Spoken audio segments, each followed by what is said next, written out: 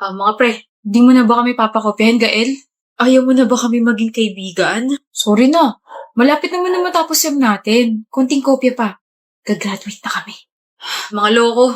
Ano ba kasi yun? Wala kaming pampautang. Manahimik ka kaya muna, Kaden. Manahimik ka kasi, Lucas. Baka mamaya hindi na tayo ilibre niyan. Kulit? Ang tagal mo kasi magsalita. E di kami na nagsasalita para sa'yo. So eto na nga, nag-away kasi kami ni Cindy. O tapos, aawayin mo rin kami. Medyo malala yung away namin and baka mag-break na rin kami. Oh, baka meron kayong ano? Ano? Baka meron kayong marireto para yun hindi ako magmukhang kawawa na single agad ako. Seryoso ba? Oo. Gusto ko rin kasi ipakita sa kanya na mas nauna ako makahanap kaysa sa kanya. Yun lang pali! Gusto mo ba, pre? Oo naman. Gusto mo talaga? Oo nga. Gusto mong masapak? Chill, Lucas. Eh di wag. Ikaw ba, Kaden? Meron ka ba dyan? Gusto mo? Gusto mo i-unfriend kita hindi lang sa Facebook habang buhay na rin? Ha? Grabe ka naman, pre. Ang tingin mo sa aming dalawa, konsentidor. Kaibigan na rin namin si Cindy. She's really kind and inaalagaan ka no, tapos ganyan ka? Okay, fine. Magkaaway kayo yan, pero do you really have to do this, pre? Magpapareto ka kaagad when you know to yourself that you can still fix your relationship? Alam namin kung gaano ka ka-head over heels kay Cindy at ganun din siya sa'yo. Nakita pa nga namin kung paano kayo nagsimula 4 years ago. Nagkaroon din naman kayo ng malalaking away before. Alam namin na maaayos nyo rin yan. Baka naman tulog ka pa kaya ganyan takbo ng utak mo. Baka naman hindi ito si Gael. Kahit siya may kasalanan kung bakit kami nag-away? Kahit na. Ang pangit ng approach mo sa issue nyo. Ano ba kasi pinag-awayan nyo? Nag-bake si Cindy ng cupcakes tapos sobrang alat. Hindi ko alam sasabihin ko. Oh, seryoso ba? Cindy, di ko alam kung matatawa ko sa reaction ninyo or ako sa mga sinabi ninyo kay Gael eh. Prank ba to? Oo. Nag-usap kasi kami ni Cindy na i-prank kayo kung may mairereto ba kayo kapag magkaaway kami. Tapos grabe, hindi ko naman in-expect na ganun kayo kaseryoso. Pre, kapag nagseryoso ako, napapa-English ako. Halata naman, di ba? Ako rin eh. Napapa-English din ako. Mukha lang akong tatanga-tanga at bobo sa math. Pero hoy, 98 grade ko sa friendship subject. Mag-jowa nga kayo, parehas takbo ng utak ninyo. Huwag yun na ulit gagawin yun. Naapektuhan ako eh. Yung dugo ko tumataas. Sorry, Kaden and Lucas. Pag-bake ka na lang kayo ng cupcakes. Yan ang gusto namin. Nox. Seryoso ako sa sinabi ko kanina. Sobrang alat ng cupcakes na binake niya. Tara sa bakery. Nawalan ako ng gana. Sakit ng tiyan ko. How about sinigang? Guys? Huwag na, B. Huwag na ipatikim sa kanila ang sinigang mo na puro asukal. Okay. Tara. Ikaw na yung pagluluto ko lagi. Let's go, babe. Ano yan? What? What the heck are you wearing, John? Damit. Nakikita ko nga pero polo na pang tito and a denim jeans and what the heck is that? An old shoes? Parang 2 generations na yata pinagdaanan niyo ng pangit. Don't insult my rubber shoes, pinag-ipunan ko to. Tsaka Sarah, I don't see anything wrong with my clothes. Wala ko meron. You're meeting with my friends, not with your trashy buddies. Babe, you look dirty. Presentable ako tignan. I know what I'm wearing and we just have a different style. You know what? Let's go shopping. Baguhin natin lahat ng mga damit mo. You should wear shorts or those decent button-up polos. Ayoko. Komportable ako sa ganito. I feel more confident kapag ganito ako. They will laugh at you. Bakit? Kasi ganito suot ko. Parang yun lang?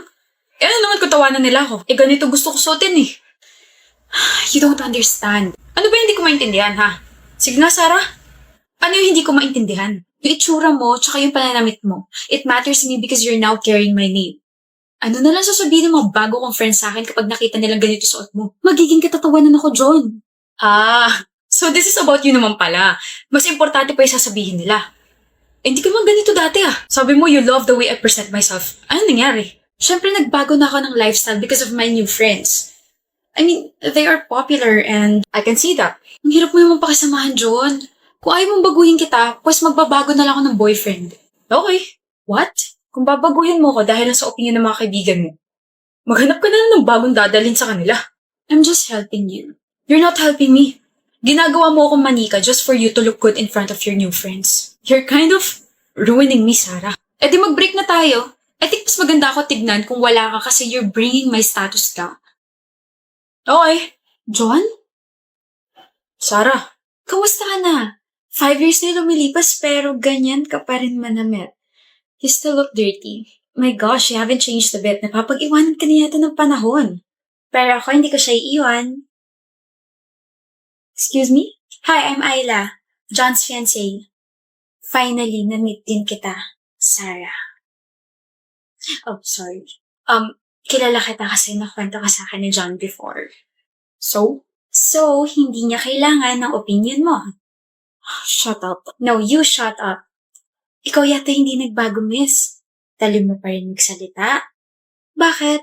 Importante pa rin ba yung sasabihin ng mga friends mo kapag nalaman nilang ganito pa rin ang style ng fiancé ko? Ng ex mo? John? Oh, don't ask for his help. Hindi ka niya tutulungan. Well, kapag ex na, bawal na magmakapal ang mukha. You know, Sarah, I'm sorry pero I'm very happy na nakapaghiwalay ka sa kanya. Kasi I get to see him every single day and appreciate John for just being himself. Kaya umalis ka na dahil ang sakit mo sa mata. Whatever. Whatever. Okay, so later on, I'm gonna group you into... Good morning, ma'am. Yes? May I excuse Ellie Natividad? Boyfriend mo? No. Why? Bibigay ko lang po yung pagkain. Ako wala.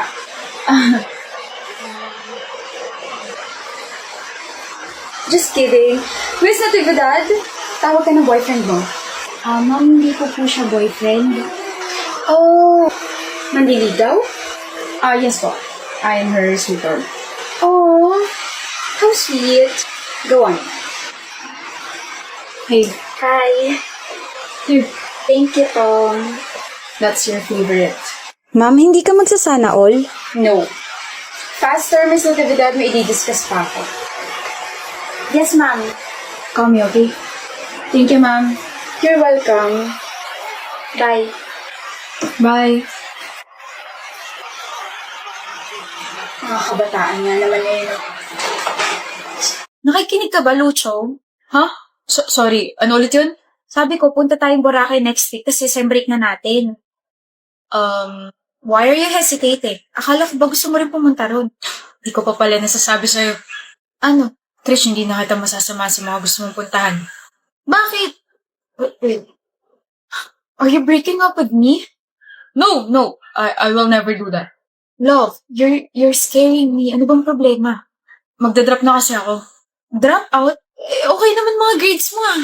Natanggal si Papa sa trabaho tapos na-aksidente si Mama tapos kailangan ko magdoble kahit para mapag-aral muna yung kapatid ko. Sorry.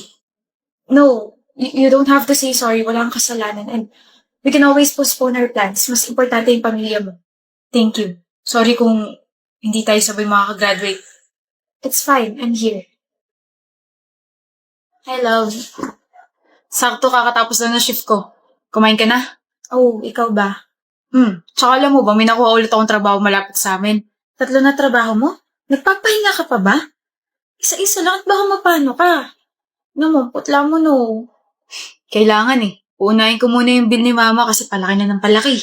Please take a rest and don't skip meals, okay? Baka masanay akong palagi mo kung dinadalaw dito sa trabaho ko ha.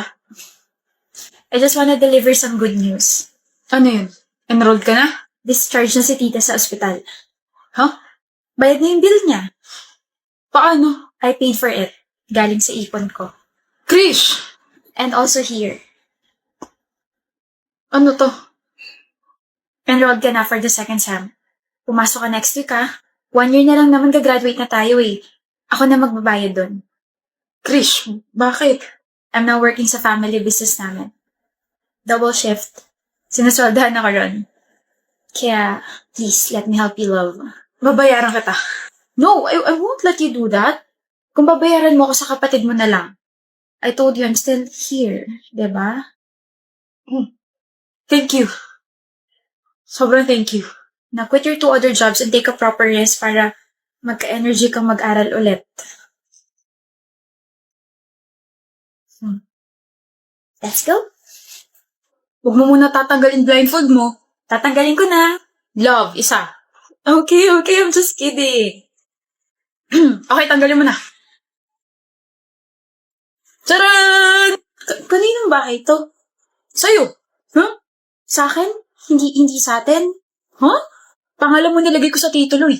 Tsaka ito yung dahilan kung bakit busy ako this past few months. Inaasikaso ko tong bahay. Lucho. 8 years ago, nung pinlano ko to. Sorry kung ang tagal ah. Visit ka, akala ko ayaw mo na magpakasal sa akin, kaya masyado kang busy. Ano ka ba nung niligawan kita? Alam ko pakakasalan na kita. Kaya maraming salamat, mahal. Sobrang salamat. I love you, Lucho. And I love you, Krish. Pasok na tayo?